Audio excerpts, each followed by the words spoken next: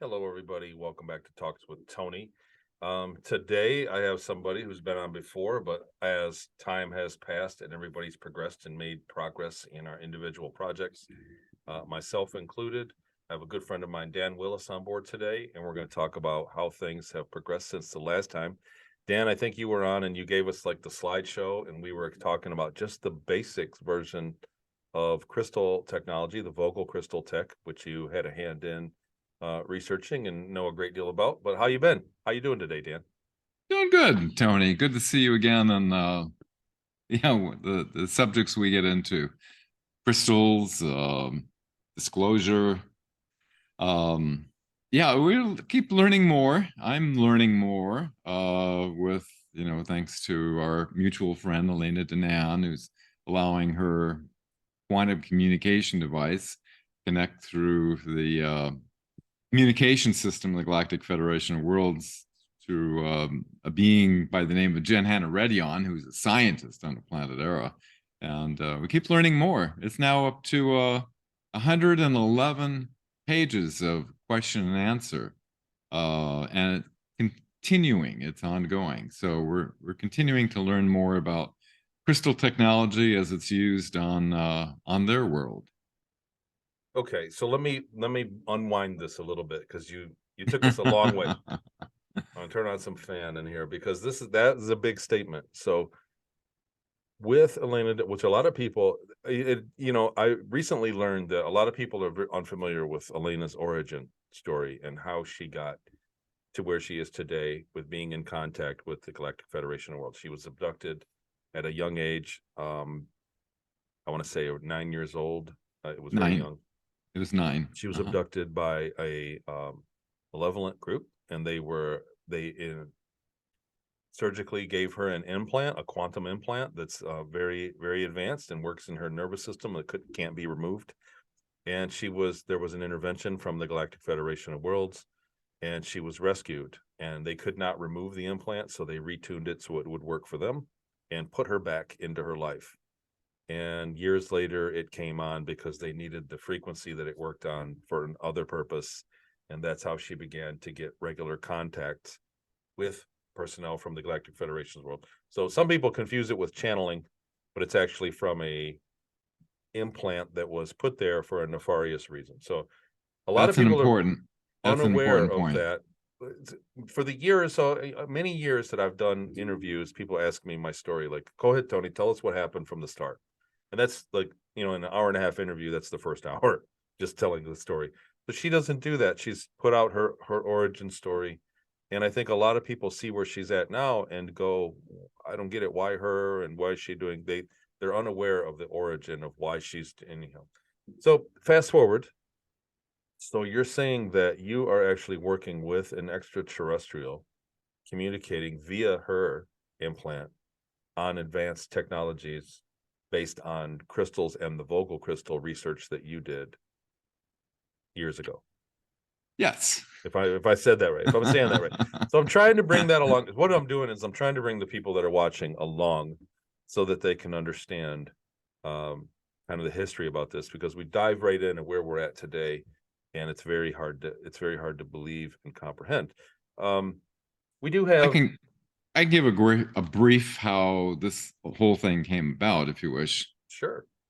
In 1977, Elena identified I had an extraterrestrial Kundalini opening interaction that she identified as an emether, one of the Council of Five, that was giving me,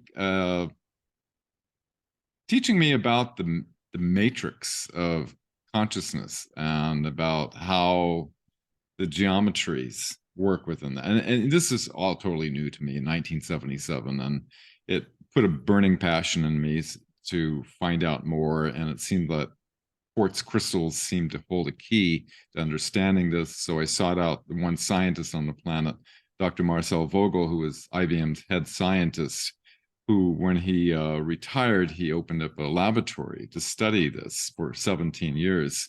And so I worked with him, make a long story short, for several years.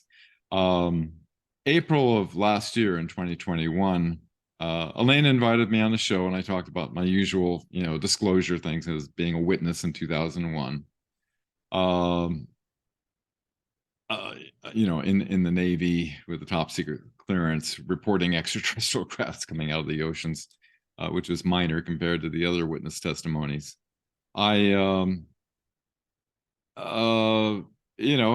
She knew I had worked with Marcel Vogel, and she said, let's tell me about your involvement with Dr. Vogel and the crystals. And so we started to talk about that.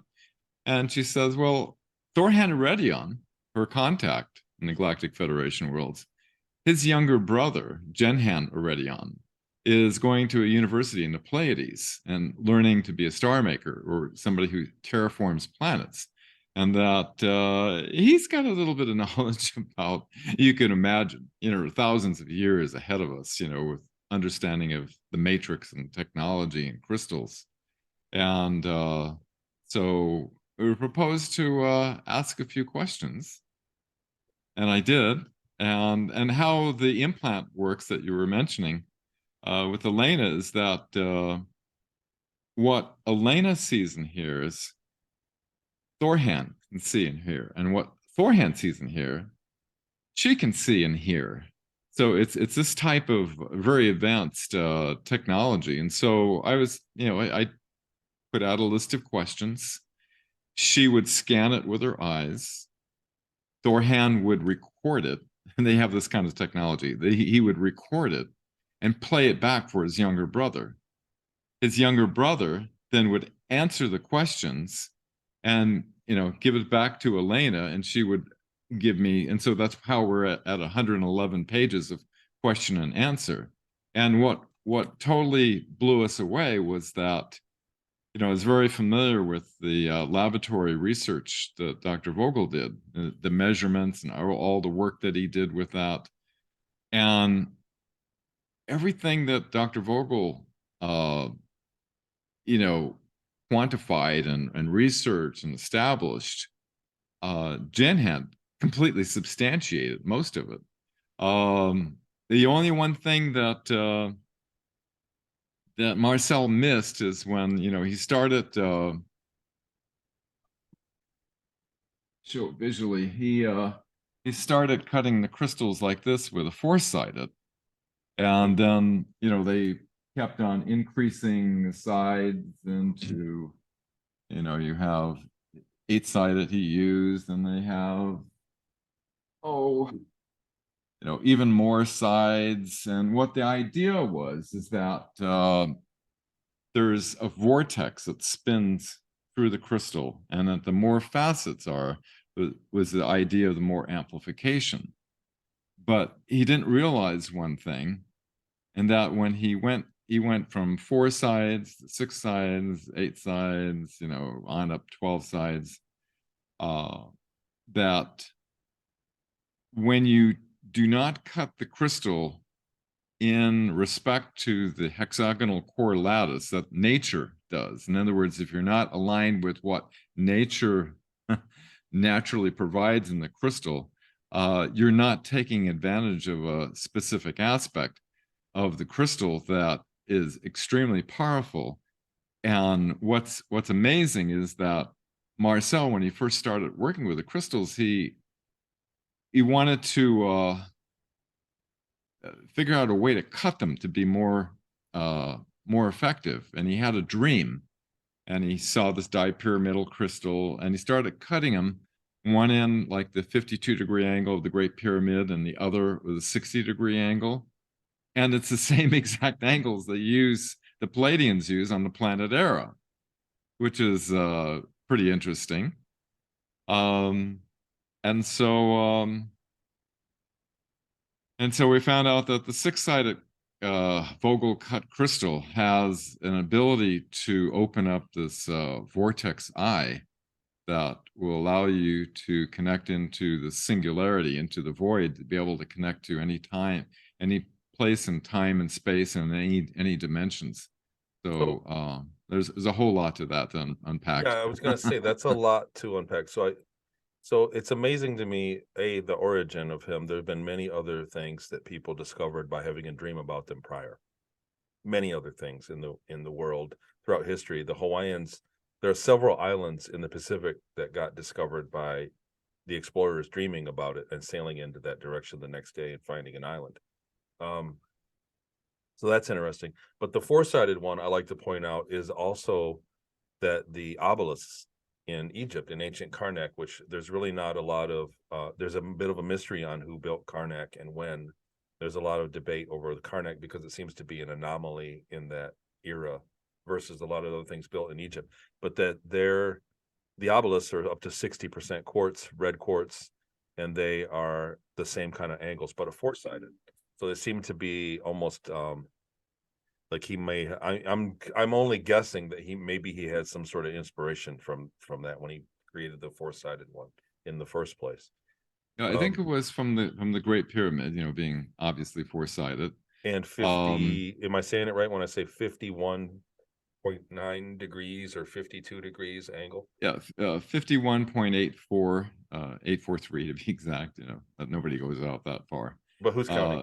Right? Everybody rounds it out to 52 because it's easy and quick to say, but it's actually 51.84.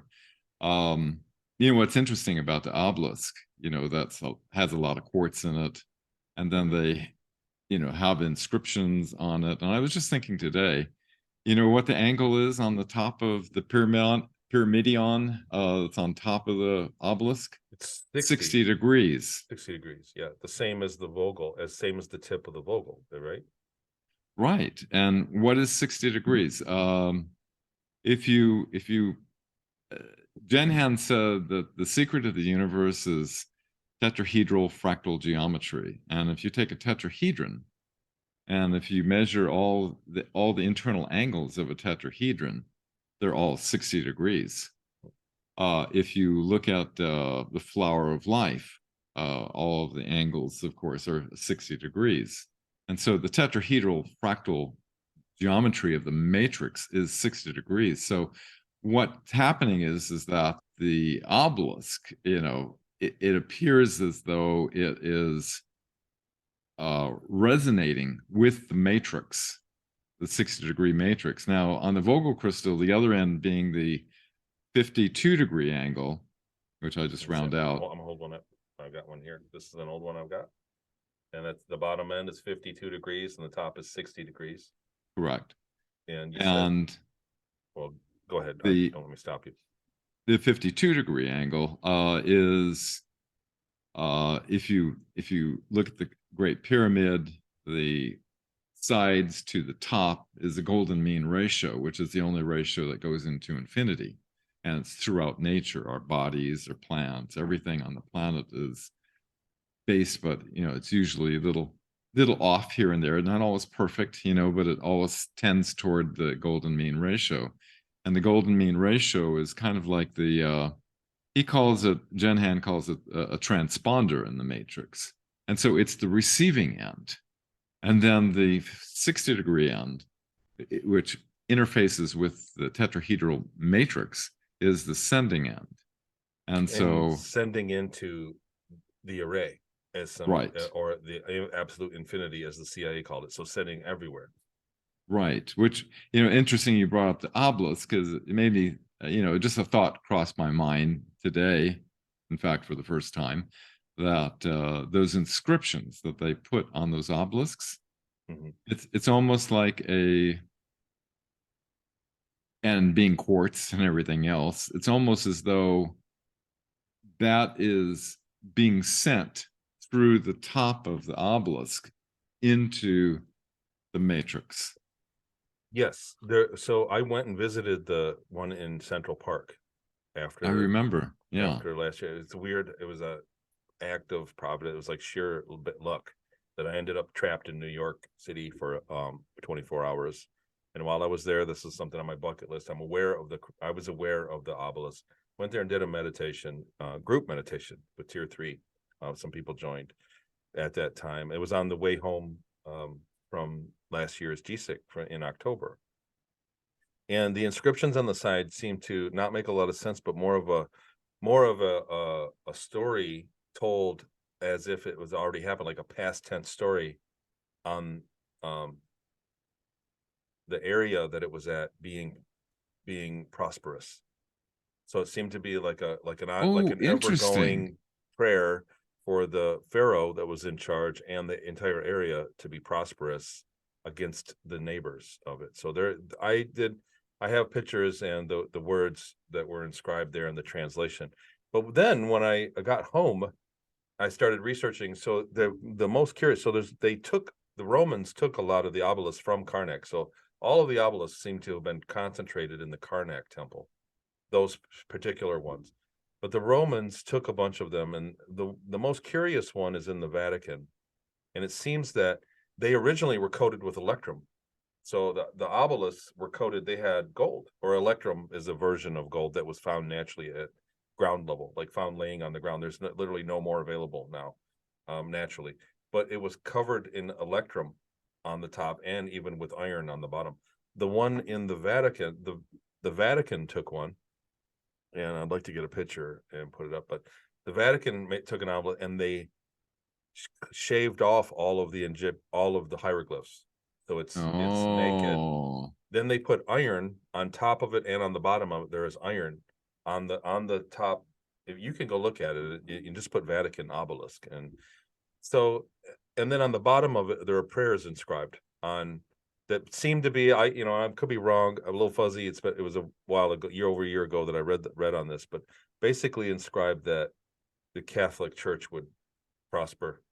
Basically the same technique as the isn't ancient that Egypt. so interesting? The fact that, it was like a prayer, or, as some people say, like an affirmation. An affirmation. That- Well, it's also centered in the plaza with quartz statues around the building, maybe as many as 100, I don't know. And it seems like they may have a separate affirmation for individuals in each one that is facing the obelisk in the center. So the same way that we were talking off camera about creating an array of crystals where you can have where they interact with each other, you can put one aspect into one crystal. The same way that you're saying that you do the breath, the intention with the pulse breath, and the crystal remembers your intention. It's actually saves the piezoelectric shape of our thoughts. That you could do that, and then you can have an array where they all interact with each other and have the same goal in your life. So this basically your thoughts that are always going on. Imagine it's like meditating. It's like creating a meditation machine for yourself. Rather than you being trapped in meditating 24/7, it's creating a machine that meditates for you and disperses it into the array with the help of the geometry. So am I thinking out loud here? That's kind of my own theory. And it seems to be that somebody else was aware of this technology thousands of years ago. And especially when they began to take the obelisks and put them in there's one in London, there's one in the Vatican, and one in New York City. There's a few others around in Europe. the City of London. Mm-hmm. Yep. Washington, D.C., City of London, Vatican, the famous three. It's very hard. I've been trying to find information on the quartz component, on the amount of quartz in the Washington Monument. So it was quarried, and there was a lot of stigma. The building of the Washington Monument, because of the way that it was budgeted and they funded it, it was stalled for years. It was only built halfway for many years, for a few decades before and the quartz, it's actually two colors. I'm sorry, the quartz, not the material that it was made of. It's hard to find any information on the amount of quartz in it, but I'm willing to bet that there's a great deal of quartz in the Washington Monument as well. This is an amazing revelation you're sharing, Tony, because, just today, the thought came to me that, the obelisk, it seems that whatever the inscriptions were on, this was a means of broadcasting this into the matrix. And you're saying that it's interesting. The Vatican is like, oh, the Vatican will prosper, and like this, and that you said in New York, it was kind of like a story about something, kind of almost like an affirmation of something, right? It absolutely was, and it didn't make a lot of sense because, I don't have a degree in Egyptology, so the etiquette of how it was inscribed on there. So I would tell anybody watching this, if you're curious, go and look this up. This is stuff you can find online, what it says. I'll post my pictures. I'll dig them up. I have pictures of the translations of the Cleopatra's Needle that's in Central Park in New York. But so this is We're one gonna have to thing. bring Elena into this here. Her being a Egyptologist at the level that she is, It's we handy to we, have a friend we like have that. to have a obelisk discussion. Absolutely. Well, so we're looking at this that's on a grand scale. So these obelisks are massive, and we're talking about Vogels. You're talking about mm, you know techniques with Vogels to heal people. We've talked about this in shows in the past. You can heal people, you can manifest things, and you're working on technology based on your contact and this wealth of information that you received through Elena from her contacts off world, which isn't just the thought of that working with anybody that is off world on a technology is mind blowing. So my question to you, Dan, Yes. is this is the good question. So, like I said, these you can what I'm using my personal crystals is like it's a form of meditation. So I'm meditating into the crystal with my intention, and it's remembering that. And so I arrange an array so that they're all working in tandem and meditating different aspects. And then that's a machine that continues to do it when I'm not thinking about it, when I'm elsewhere. But some of the machines you're working on actually a machine that you can turn on and off that creates a reaction in the crystal. And I don't know if it's clears the crystal or you said creates the vortex in the crystal. My question to you is, what are the kind of things that you expect to be able to achieve with this? Well, the one thing we want to do is quantify it, so it's not just, think we're just, making this up, right? That we're actually getting valid technology that can be measurable and quantified. Um, there's two things. We first started out with a device which you can set up with your crystals, with a function generator. Elaine and I both have this arrangement that has the silver electrodes on the side of a crystal in the point of the vortex area. And what that does is that the two pyramidal terminations, they both create a vortex, but they're going in counter directions. One's going clockwise, the other's going counterclockwise, and they come together in a point that's called the eye of the crystal, which it's almost like the eye of a hurricane, so to speak, where what opens this up is the piezoelectric effect. The piezoelectric effect is you put pressure or an electronic pulse on the sides of a crystal, it will, with pressure, it creates an electrical charge. As people know about, piezoelectric lighters, something simple like that. It's just a little strike hammer that hits the crystal, and the thousands of volts cause a spark to light the butane lighter, right? What this does is when you press it, or if you have a signal generator, you're pulsing it at like say 20 hertz, what happens is the eye of the crystal opens up. It creates it creates a it's like a void that opens up that allows you to connect in any place in time and space, in any dimension, any density. It's extremely powerful, and I think the story about John Charles. He was producing some Japanese video, and he had this beautiful Japanese music, and he was John Charles is friends with Elena. And Elena just happened to leave her function generator on in her house that she was feeding the cats in the kitchen.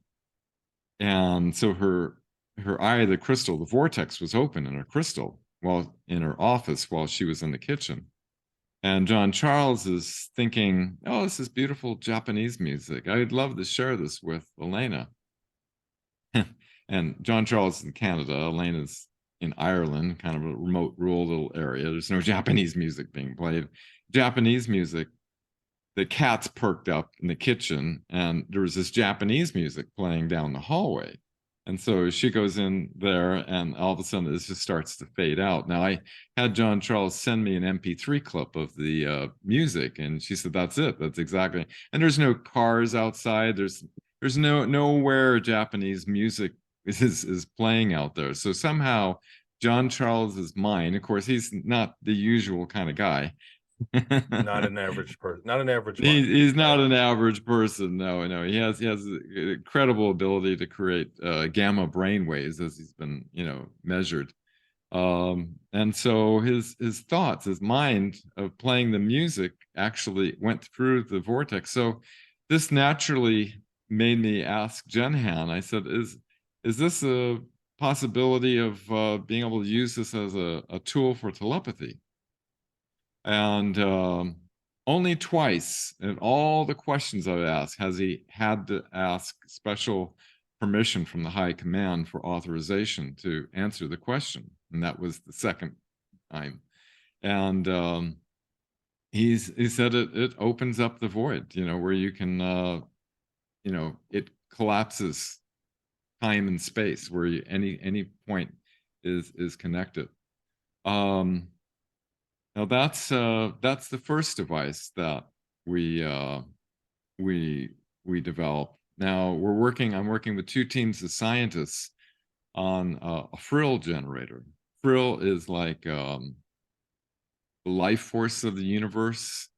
Quartz is directly connected to source, and so it's like the purest form in the universe of matter. And so when you take a crystal that's cut properly, like the ones you have, six-sided like that, and you wrap silver wire and copper wire perpendicularly, and you pulse them individually at 4096 hertz, what happens is it creates this torsion field. This is the technology that they use on their planet. In fact, Jenhan's younger sister works at one of the plants on the planet Era that is kind of maintains one of these crystal generators. Now their crystals are quite a bit larger than ones we're using. They're like several feet tall. And they generate this Frill energy, which gets collected by this harvester inside of this pyramid that is transmitted wirelessly throughout the planet. So they use this for powering everything. They also use the same technology to power their starships. So it's very, it's not something you want to mess around with because you can dematerialize yourself with it. So when you first said Frill, I was thinking, and you said this is a device that creates life force energy. I was thinking it's something along, and I don't know if I'm saying it right, like the Rife machine, where he was using orgone to heal people. Like that's what I was thinking you were talking about when you said Frill energy, but apparently it's something different. This is like almost like a 0 point energy. It's the life force essence of everything. It comes directly from, because when you open this up in the crystal is directly connected to source, and therefore Frill comes from it. This is quite a gift from their world to our world, because this doesn't we don't have to use nuclear, oil, or coal, those type of technologies, to generate power. Of course, they're not going to give me the information yet to power generation. That's too dangerous, That's right. as we both know. But it's very coveted throughout the cosmos. Power output is literally the benchmark throughout species on technology. It's the benchmark, how much power output they can generate. So it's a very, very coveted, very important technology. Yeah, and the frill can be used for healing. It's very regenerative to the body, and if you give it to plants, the plants will explode with growth. I ordered these. It's pure quartz tubing that will go around the crystal to harvest the frill, and then that'll be impregnated into the water that's circulating around it. Now, interestingly, I was able to get this fairly So inexpensively. that's Just made out of quartz. That's not like it looks like it, a clear rubber hose that you get at the oh hardware no, store, but that's actually made out of quartz. this is pure 99.99% fused quartz. And so quartz will allow the transference of the frill into the water. And it's interesting, it's 7 right-hand turns, because when I worked with Marcel, he was working with this winery that had 7 right-hand turns around a crystal, which he imprinted into the crystal the fine essence of a high quality wine, and then he circulated the wine in 7 right-hand turns around the crystal, and the water structure, the quartz and the water, they interface with each other.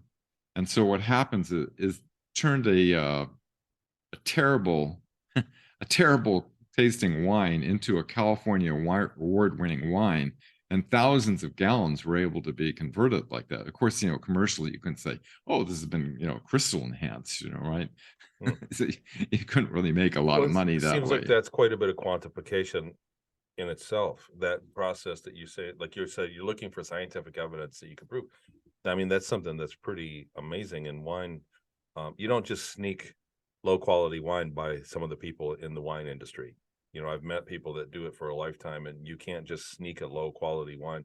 So somebody that, so to change the quality in it is, dare I say, kind of a miracle to do that. So, whatever, I'm thinking out loud because I'm a little bit blown away by the fact that this isn't something that's taken on. I mean, how many processes in industry in the world could benefit from this? Oh, it's talking about, changing the structure of matter. Because uh, the thing about quartz is that it's clear quartz, only clear quartz. There's all types of different crystals in the world, different colors of gems and things like that. And they all have their specific geometries and function. But the clear quartz is universally resonant, and it is physically manifested on all the densities at the same time. And that's So, why when Elena, you're out of phase slightly, the quartz is still there. So if you phase, right, the quartz is through all the way to source, which is highest, which is, connected with love. And love is like love, quartz, and water are all part of the same core fractal holographic fractal geometry that interface with each other. And that's why Marcel always used love whenever working with the crystals. And it was very effective because it transcends. Love has a transcending ability. And so the crystal's ability to be it acts as an interdimensional bridge. It bridges the densities. And so water also bridges the densities. It has that quality as well. And, in the laboratory work, we discovered that, the quartz has the intermolecular bonding angle of 52 degrees that we talked about. Water has the angular harmonic multiples of that of 26 degrees and 104 degrees, which is half and twice of 52. And so, just like Marcel also used to say, these technologies we're studying are akin to what we know in normal physics. In normal physics, when you have a signal, electromagnetic signal, and you have harmonics across the spectrum, like say a radio station is playing here and it has a harmonic that's like a twice or three times the frequency. That music that's playing on that radio station is going to be heard on this higher harmonic. And the same is with this angular harmonic resonance, is that everything has a geometrical angle, and that geometrical angle has a specific frequency resonance, you could say. That it listens to and can broadcast to. Right. In other words, it allows it to transfer, and that's how the information that is put into water can transfer to quartz, and information that's imprinted in the quartz can transfer into water. So there's this ability uh, to couple through resonance that way. Okay. I feel like I'm in another one of my interviews in the past with Oh. somebody that's way smarter, and I'm still processing this before I get to the next questions, but this is important stuff. And this is something that the everyday person can have results with and master. It doesn't exactly have to be, like you said, it works with any quartz. It doesn't have to be a Vogel cut. You can do piezoelectric impressions on any piece of quartz. Is that right? Yes, just any, like a natural crystal. It's not double terminated. Do the But inclusions, if you get a crystal that's got a lot of cloud in it, for lack of, inclusions, or kind of, structure that's not perfectly clear, does that affect it? uh, uh, Jenhan says the inclusions, so long as they are of the same material and not of a different element, like sometimes there's different elements in it. Different elements Smoky quartz, etc. cause cause a cause a problem. But he said that all quartz is effective, just because does what quartz does, and that is that it bridges the densities and allow it to couple like that. But he said the Vogel cut, as you call them, is actually like a surgical tool that allows you to work to through consciousness and through time and space. It's like very extremely powerful. So, and of the different Vogel cuts, the six-sided, he said, it can be used for everything. Plus, it allows you to open up the eye of the crystal, whereas the multiple cuts, they're still useful. They're useful for healing crystals, but they don't have the ability to open up the eye of the crystal. Something that dawned on me. So, you're familiar with a friend of mine who's been on the show before, Chris O'Connor, who owns something called the Deems Company. And he's got the Deems device. It's a magnetic vortex that's at a different magnetic resonance than typical magnets, and it's used for healing. And something that is a similarity is that, talking privately to Chris, he says, people contact him all the time and figure out new ways to do new things with his device. He said, the device, he put it out there and it has its purpose, but people are still, because of the nature of it, people are individually figuring out new things to do with it, ways to draw out things, ways to treat different ailments. It seems to me that this is going to be the exact same thing. That as this knowledge proliferates, people start using crystals in this way, like you said, the vortex, creating the vortex. And if the machine, getting them to with the resonance of like that people are going to be able to figure out many ways that we can't even think about. Like you said, that it opens up an eye in it that has access to the array. It seems that people are going to be able to individually do many different things. The same way that some people are talented at one thing and the next man is talented at completely something else. It seems like this is going to mimic that. Is that what you think is that something you think is going to be come to pass, or no? I think the whole corrupt medical system is going to be disabled, and all the hospitals across the planet are going to be retrofitted with the new modalities of healing that understand the true nature of the holographic nature of our being and use these energetic processes. Dr. Marcel Vogel was like a pioneer, you could say, in the interface of consciousness with crystals and affecting matter. And I think I remember telling you that the first time I met with him, I was sitting on a couch with a doctor, and he dematerialized this tumor right in front of our eyes, went out of 3D on this young girl's ankle. And so the thing is that from source, or the highest frequency, the highest density that there is, to the 3D physical manifestation, the higher forms the lower does not form the higher. And so when you are able to bridge these different densities, you're able to couple with your consciousness as you think, and each thought is like a very complex geometrical pattern that's very unique. It interfaces with the tetrahedral fractal matrix that we're in. And so when you're able to couple into the higher dimension and use your intention, conscious will, that's how Marcel was able to train 24 medical doctors and had incredible success healing amazing things. Look like miracles happening. You're able to go in and you facilitate you don't violate anybody's free will, of course.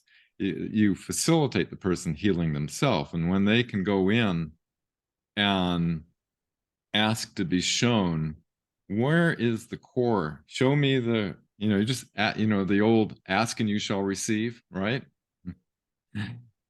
Show me the core. Where is this? You have a pain in your body, right? Show me where that is. Where is the core? Because usually if you have pain, it's pretty easy to lock on, right? Once you do that with the crystal, you can, through the breath. Now the breath is very powerful because as he discovered it, this was started with plant communication, and he found that he could get a greater response on the script chart recorder when he pulsed his breath and thought about the plant versus just regular breath when it's pulsing. And then Jenhan confirmed that you're able to pierce through the holographic matrix with like that, with thought combined. And so when you're able to do that, lock into a problem and pulse your breath, they had amazing healings happen. And then immediately, once you pull something out, you put love back in, because love is the integrative force of the universe that brings everything back. The main building block. It brings it whole. He used to say, when I love you, I empower you to bring yourself into wholeness. Oh, wow. I feel like I want to write that down. The other thing I noticed when you say the pulse, back when you first told me about this very long time ago, is that's how animals communicate. So if you come across a deer hunter in the woods, a deer will snort at you because it's asking you telepathic. I've seen dogs do it. Now that I pay attention, animals Interesting. I didn't know that. Snort when they are communicating. They snort at you, and it's probably the same thing, but it's a natural effect for them. They're, the animal kingdom is probably telepathic on a level that we just don't. We can learn so much by watching nature, because they didn't go to school like we did. Yeah, they right, because no one told them they can't be. Right, no one told them that they're not telepathic, so they just are, because it's a natural thing. But since you said that, the pulse, and I've practiced it myself, and I believe that that's exactly right. You can put the entire paragraph that you're thinking into a pulse, and with the snort, and that works for integrating it, imprinting it on the crystal. So I've had results. Like I said, I've made my own array. I've played with it just off the information that you've given me and that I picked up from other people that I talked to at conferences and friends, and I've had results. I wouldn't bring it up, and I definitely wouldn't spend the money on Vogel crystals if I didn't have some kind of results in the first place. So they're not cheap crystals, if anybody knows. So Yeah, it's turned into a habit. So thank God I got over all my bad habits in life, so that because now I have a nasty crystal habit where I feel like as soon as I get one, I want to get another one. So they're very beautiful. it's not a drug habit, so yeah. It's not a drug habit. It's it's connected to source. So I guess it's as clean as it gets. Mission orbit, I'm gonna get the Frill.